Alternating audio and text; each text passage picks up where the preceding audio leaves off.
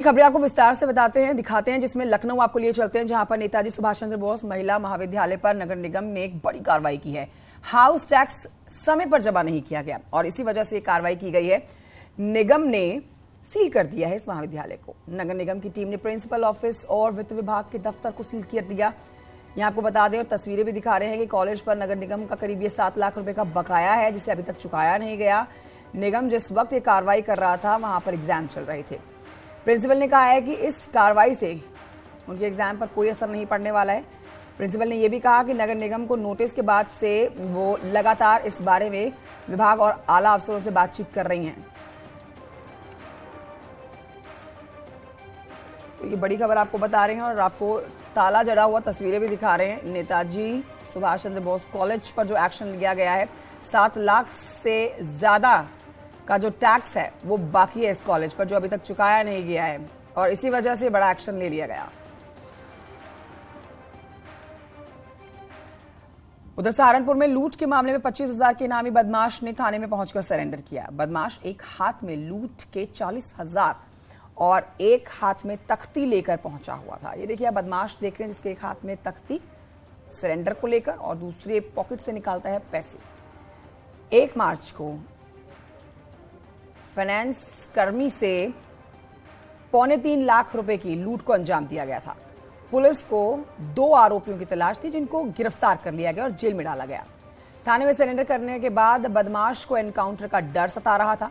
मुजफ्फरनगर के थाना बुढ़ाना के रहने वाले बदमाश अभिनव राणा ने खुद थाने पहुंचकर सरेंडर करा, अपने गुनाहों की माफी मांगी और साथ ही 25,000 रुपए का इनामी ये बदमाश है जिसे आप इस समय देख रहे हैं।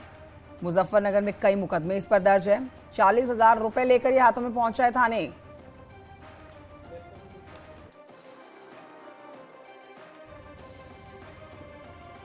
खबर गाजियाबाद के इंद्रपुरम से, जहां पर एक बुजुर्ग दंपत्ति पर घर में घुसकर हमला किया गया है, लूटपाट को अंजाम दिया गया और फिर उसके बाद इसका खुलासा करते हुए पुलिस ने उस दंपत्ति को गिरफ्तार कर लिया जिन्होंने इस घटना को अंजाम दिया था।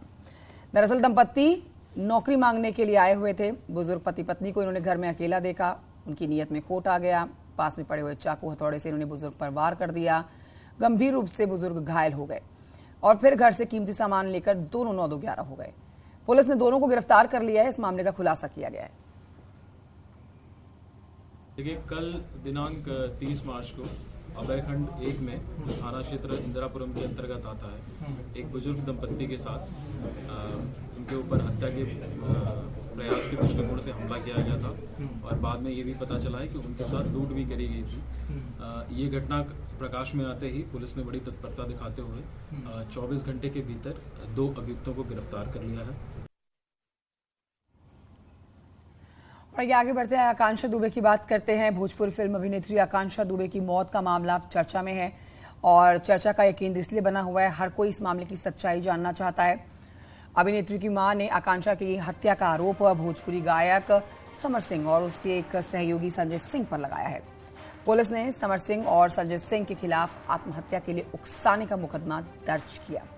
घटना वाले दिन से ही दोनों फरार हैं। तलाश में वाराणसी और आजमगढ़ से लेकर मुंबई तक पुलिस की दबिश है जारी। इसी बीच सारनाथ स्थित एक होटल का ये जो फुटेज सामने आया है, जो आपके टेलीविजन स्क्रीन पर आप देख रहे हैं इस समय, ये सीसीटीवी फुटेज है जिसमें आकांक्षा दुबे ठहरी हुई थी। यहां पर ही इनका शव मिला था। होटल के बाहर और अंदर सीढ़ियों पर आकांक्षा के साथ एक शख्स आप देख सकते हैं। दोनों रिसेप्शन काउंटर से होते हुए कमरा नंबर 105 की गैलरी तक आते हैं और फिर कमरे के अंदर चले जाते हैं। तो आप ये बड़ा क्लू कह सकते हैं पुलिस के हाथ लगा है जो सीसीटीवी फुटेज, ये उसी होटल का जहां पर आकांक्षा दुबे का शव मिला था। शूटिंग से लौटी हैं और ये शख्स जो आप देख रहे हैं लाल घेरे में इस समय, ये इस समय फरार चल रहा है, जिससे पूछताछ की जानी है। संदीप से पूछताछ कर चुकी है पुलिस और मां ने जिन 2 लोगों के नाम लिए हैं वो दोनों फिलहाल फरार चल रहे हैं, जिनके लिए पुलिस लगातार दूसरे राज्यों में भी दबिश दिए हुए है।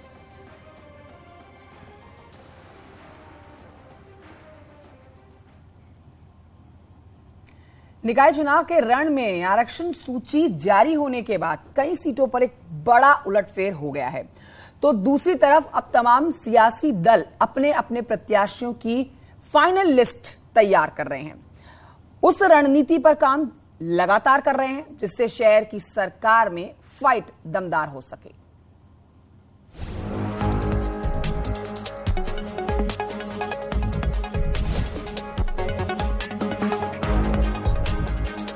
शहर की सरकार के लिए इस बार तैयारी दमदार है।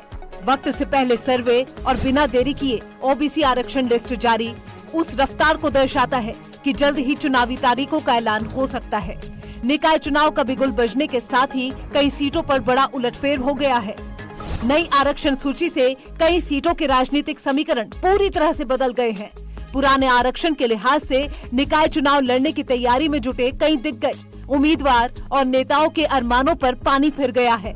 हालांकि सीटों के आरक्षण पर आपत्ति के बाद फाइनल लिस्ट जारी की जाएगी, लेकिन बदले समीकरण से राजनेताओं की चिंता बढ़ गई है। आरक्षण में बदलाव से कई दिग्गज नेता दौड़ से बाहर। सबसे ज्यादा बीजेपी के दावेदारों को निराशा हाथ लगी। सहारनपुर की मेयर सीट महिला से ओबीसी के लिए रिजर्व। इमरान मसूद की पत्नी का मेयर पद से चुनाव लड़ने पर ग्रहण। प्रयागराज में मंत्री नंद गोपाल की पत्नी की दावेदारी मजबूत। अब सियासी दलों के लिए नए समीकरण के साथ नई रणनीति बनाने की चुनौती है। हालांकि जिन प्रत्याशियों के नाम पर अंदर खाने मोहर लग गई थी, अब आरक्षण में बदलाव के बाद फिर से लिस्ट तैयार करनी होगी, जिसके लिए बीजेपी से लेकर समाजवादी पार्टी और बीएसपी में मंथन चल रहा है। हालांकि बीजेपी ने साफ कर दिया है कि निकाय चुनाव में हर वर्ग के प्रत्याशी को मौका मिलेगा, लेकिन ओबीसी पर अब भी जंग जारी है। भाजपा चुनाव के लिए पूरी तरह तैयार थी। सपा साजिश की थी कि भाजपा पर यह आरोप लगाया जाए कि भाजपा जो है पिछड़ों का 27% आरक्षण नहीं देना चाहती है, लेकिन हम 27% आरक्षण देते हुए और उत्तर प्रदेश के नगर निकाय के चुनाव की तैयारी शुरू कर दिए हैं। और जिनका जो संवैधानिक अधिकार है आरक्षण का, वो आरक्षण का अधिकार भी देंगे। और जो अनारक्षित क्षेत्र है, अनारक्षित माने वो अनारक्षित आरक्षित नहीं है, उसमें भी किसी को जरूरत पड़ेगी तो उनको भी लड़ाएंगे। दिसंबर 2022 में निकाय चुनाव के ओबीसी आरक्षण लिस्ट को लेकर बवाल मचा था और मामला सुप्रीम कोर्ट तक जा पहुंचा था। अब नई प्रक्रिया के तहत चुनाव होना है। 760 में पहले 205 सीटें ओबीसी के लिए आरक्षित थी। इस बार भी 205 सीटें ओबीसी के लिए आरक्षित की गई। नई सूची में एससी, एसटी और महिला आरक्षण को फायदा। अनुसूचित जाति की 8, अनुसूचित जनजाति की 1 सीट बढ़ी। एससी के लिए पहले 102 सीटें, इस बार 110 सीटें आरक्षित। एसटी की पहले 1 सीट, अब 2 सीटें आरक्षित की गई। महिलाओं के लिए पहले 255 सीट, अब बढ़कर 288 सीट हुई। इस तरह से महिलाओं के लिए 33 सीटों की बढ़ोतरी हुई है। मतलब ये कि निकाय चुनाव में इस बार नारी शक्ति पर भी फोकस किया गया है। हालांकि निकाय के लिए आरक्षण के रण में विपक्ष अब भी चौकस है। चुनाव छोटा हो या बड़ा, भारतीय जनता पार्टी सभी चुनाव को पूरी गंभीरता से और पूरे दमखम से चुनाव लड़ती है। और आप देखिएगा, पूर्व की भांति एक तरफा प्रदेश की जनता का समर्थन और सभी निकायों पे कमल का फूल खिलेगा। उनका सवाल क्या है ये तो मैं नहीं जानता हूँ, मगर जनता जरूर जवाब देगी। इस चुनाव में आप देखिएगा, सुपड़ा साफ हो जाएगा विपक्ष। देखिए, समाजवादी पार्टी ने पिछड़ों के आरक्षण की लंबी लड़ाई को लड़ा है। माननीय सुप्रीम कोर्ट के आदेश के बाद उत्तर प्रदेश में निकाय चुनाव होने जा रहा है। उत्तर प्रदेश सरकार ने आरक्षण की सूची को जारी कर दिया है। समाजवादी पार्टी उत्तर प्रदेश सरकार द्वारा जारी आरक्षण की सूची से पूर्णतः सहमत नहीं है। पिछड़ों को जो हक मिलना चाहिए था वो इस सूची में भी मिलता नजर नहीं आ रहा है। लेकिन समाजवादी पार्टी निकाय चुनाव को पूरी ताकत से लड़ेगी। पिछड़ों के छात्र, नौजवान, दलित, अल्पसंख्यकों का आह्वान करेगी कि भारतीय जनता पार्टी जो आरक्षण विरोधी है, जो छात्र, नौजवान, किसान विरोधी है, इस सरकार को इस निकाय चुनाव में हराने का काम करे। मुख्यमंत्री योगी आदित्यनाथ का प्लान सभी वर्गों को साथ लेकर चलने का है, क्योंकि निकाय वो चुनाव है जो 2024 की दशा और दिशा तय करेगा। यानी कि शहर में सरकार बन गई तो ओबीसी से लेकर दलित और महिला वोट बैंक का गुणागणित भी साफ हो जाएगा और उस तस्वीर से भी पर्दा उठ जाएगा जिसमें समाजवादी पार्टी से लेकर बीएसपी दलित और ओबीसी वोट बैंक पर कब्जा जमाए हुए हैं। Bureau report, news 18।